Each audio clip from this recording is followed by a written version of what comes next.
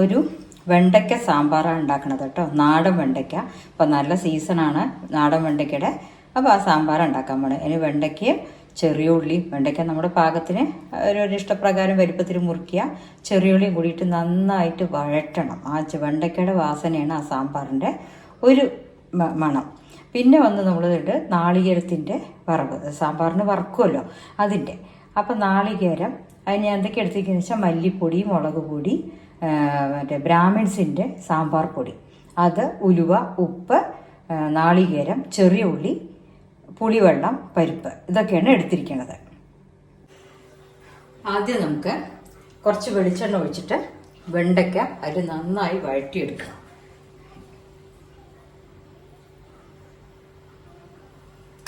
കുറച്ച് വെളിച്ചെണ്ണ ഒഴിക്കുക. അതിൽ വെണ്ടയ്ക്കയും കൂടെ ഒരു 4 ചെറിയ ഉള്ളിയും കൂടി ഇട്ടിട്ടുണ്ട്. ഇതിൻ്റെ ഈ വെണ്ടയ്ക്ക കളർ ചുവപ്പ് മാറി ഒരു പച്ച കളറാവും, നല്ല മണം വരണം, അതുവരയ്ക്ക് വറക്കണം. ചെറുതീയിൽ വറുത്താൽ മതി, ഞാനിപ്പോൾ പെട്ടെന്ന് കരിഞ്ഞു പോകണ്ട.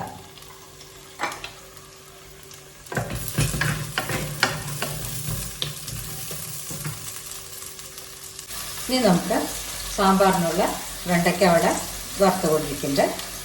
സാമ്പാറിനുള്ള നാളികേരം അരയ്ക്കാനുള്ളതിൻ്റെ വറുക്കട്ടെ കേട്ടോ. അപ്പോൾ നമ്മൾ ആദ്യം എടുക്കുന്നത് നാളികേരമാണ്. ഇതിപ്പോൾ ഒരു മുറി നാളികേരമുണ്ട്. അത് നന്നായിട്ട് ചോക്കനെ വറക്കണം. അതാണ്. അതിൻ്റെ കൂടെ 2 ഉലുവ, കുറച്ച് മതി, 2 ഉലുവ ഇടുക. ഇത്തിരി ചെറിയ ഉള്ളി ഇട്ട് ഇതും ചേർത്തിട്ടാണ് നമ്മൾ വറുക്കുക. നാളികേരം നന്നായി വറുത്ത ശേഷമേ പൊടികളെന്തും ഇടാവും. അപ്പോൾ ഈ നാളികേരത്തിൻ്റെ വറവും ഇതുമായി നമ്മുടെ സാമ്പാറിൽ ഒരു ഇമ്പോർട്ടൻ്റ് ആണ്. അത് നല്ല ബ്രൗൺ കളറായിട്ട് വരണം.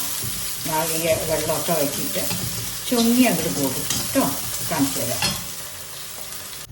അങ്ങനെ നമ്മുടെ സാമ്പാറിൻ്റെ നാളികേരം കണ്ടില്ലേ, നല്ല ബ്രൗണായിട്ട് ഇങ്ങനെ പാത്രത്തിലൊന്നും നിൽക്കാൻ പാടില്ല, അതുമാതിരി വഴറ്റണം.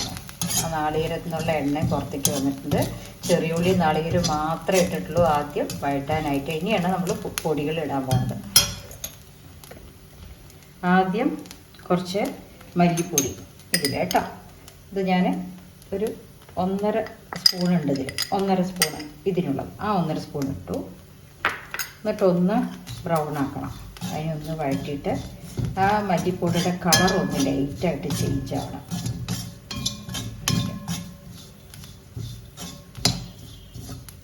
ഇനി നമുക്ക് അതിൻ്റെ ലൈറ്റായിട്ടൊന്ന് വറുത്ത് വന്നിട്ട് ഇനി നമ്മൾ മുളക് പൊടി, അത് കാശ്മീരി ചില്ലി പൗഡറോ അല്ലെങ്കിൽ സാധാരണ മുളക് പൊടിയാണെന്ന് വെച്ചാൽ എരിവനുസരിച്ചിട്ട് ഇട്ടാൽ മതി. അതും ഒരു സ്പൂൺ ഫുള്ള് അതിടാം. അതും ഒന്ന് നമ്മൾ ലൈറ്റായിട്ടൊന്ന് ചൂടാക്കാം. ചൂടാക്കിയ ശേഷം കുറച്ച് ബ്രാഹ്മിൺസിൻ്റെ സാമ്പാർ പൊടിയാണ്, അത് നമ്മൾ 2 സ്പൂൺ ഇടണം. അതാണ് നമ്മുടെ വാസന. 2 സ്പൂൺ ബ്രാഹ്മിൺസിൻ്റെ സാമ്പാർ പൊടി. 2 സ്പൂൺ പറഞ്ഞാൽ എൻ്റെ ചെറിയ സ്പൂണാണേ, ഇതാണ് എൻ്റെ സ്പൂണ്. അതിന് പറയണമെന്നേ ഉള്ളൂ.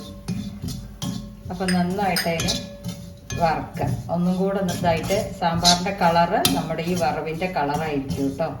അതെപ്പോഴും നോക്കുക. നന്നായി വറുത്ത ശേഷം ലേശ കായപ്പൊടിയും കൂടി ഇട്ട് ഓഫ് ചെയ്യാം. കുറച്ച് കായപ്പൊടി ഇടണം.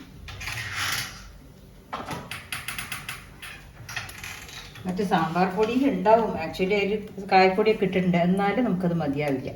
കുറച്ച് കായപ്പൊടി ഇല്ല, എന്നാലേ ആ വാസന ശരിയാവുള്ളൂ. ഇനി ഇത് അടുപ്പ് ഓഫ് ചെയ്ത് അരയ്ക്കാം. ഇവിടെ നമ്മുടെ വെണ്ടയ്ക്ക ആയിട്ടുണ്ട് കണ്ടോ. ഇനിയിപ്പോൾ ഈ വെണ്ടയ്ക്കയിൽ പുളിവെള്ളം ഒഴിക്കും. പുളിവെള്ളം ഒഴിച്ചിട്ട് തിളപ്പിക്കാം. വെണ്ടയ്ക്ക നമ്മൾ ഇപ്പോൾ വറക്കുമ്പോൾ തന്നെ പകുതി വേവ് ആയിക്കഴിഞ്ഞു. ഇനി തക്കാളി, നമ്മുടെ വെണ്ടയ്ക്ക നന്നായി വറുത്ത് വന്നിട്ടുണ്ട്. അതിലിപ്പോൾ 2 തക്കാളി ഇട്ടിട്ടുണ്ട്. തക്കാളി സാമ്പാറിൽ ഇടണം എന്നുള്ളത് ആവശ്യം തന്നെ. ഇനി അതിൽ പാകത്തിന് പുളിവെള്ളം കലക്കി വെച്ചിട്ടുണ്ട്. അത് പാകത്തിന് നോക്കിയിട്ട് എടുത്താൽ മതി. വേണമെങ്കിൽ നമുക്ക് ആഡ് ചെയ്യാം. പുളി ഒഴിക്കുക, കുറച്ച് വെള്ളം ഒഴിക്കുക, മഞ്ഞൾപ്പൊടി ഉപ്പ് ഇട്ടിട്ട് ഈ വെണ്ടയ്ക്ക ഒന്ന് വേവിക്കാൻ വെക്കണം. അപ്പോൾ 1 ഗ്ലാസ് വെള്ളം ഒഴിച്ചിട്ടുണ്ട്. കുറച്ചും കൂടെ ഒഴിച്ചിട്ട് നന്നായി മഞ്ഞൾപ്പൊടി ഉപ്പ് ഇട്ട് വേവിക്കാൻ വയ്ക്കുക.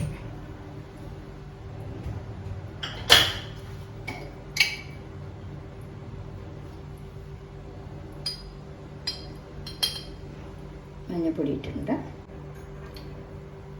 ഇനി കുറച്ച് ഉപ്പും കൂടിയുണ്ട്. ഉപ്പ് ഇട്ടിട്ട് നന്നായിട്ട് തിളക്കട്ടെ. വെണ്ടയ്ക്ക ഇതിലാണ് വേവേണ്ടത് കേട്ടോ.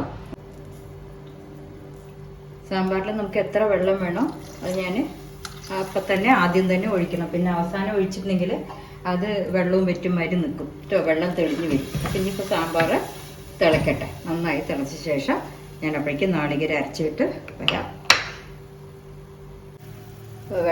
വെണ്ടയ്ക്ക നമ്മുടെ പുളിവെള്ളത്തിൽ നന്നായി വെന്തിട്ട് ആ വാസന വന്നിട്ടുണ്ട് കേട്ടോ. അപ്പോൾ നമ്മൾ കണ്ടില്ലേ ചുവന്ന വെണ്ടയ്ക്ക പച്ച വെണ്ടയ്ക്ക ആയിരിക്കണം കണ്ടില്ലേ. അപ്പോൾ നല്ല വറുത്ത ഉണ്ടാക്കണ കറിയാണ്. ഇനി ഇതിലേക്ക് നമ്മൾ മസാല ആഡ് ചെയ്യും.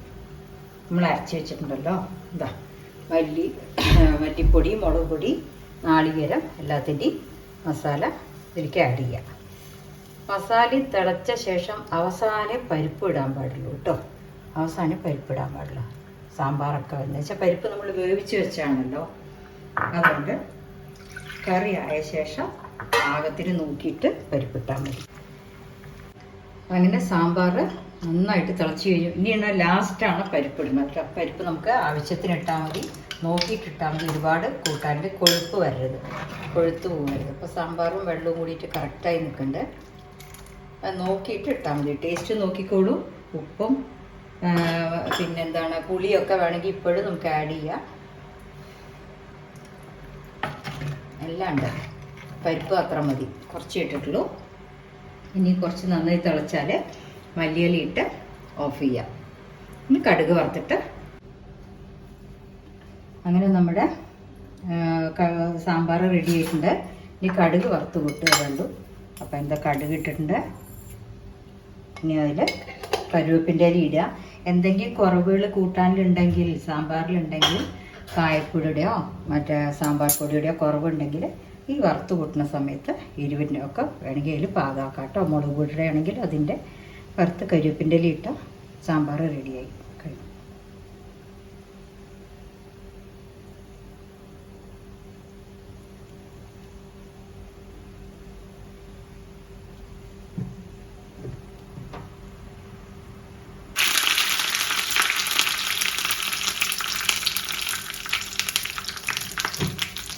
നമുക്ക്